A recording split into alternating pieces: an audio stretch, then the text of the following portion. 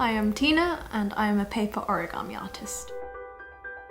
Protecting and restoring nature has always been something that I feel deeply with the way that I see my work as well as my lifestyle. So it's a massive privilege to be able to just be a small part of what the campaign is doing and to be able to bring light to something so important. So the nightingale, the red hellebore and the northern poor frog.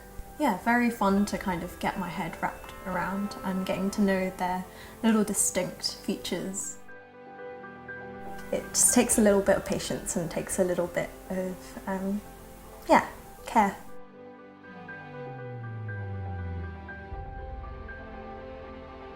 As much as the awareness is important, taking action to do something is just as important and just as rewarding as well.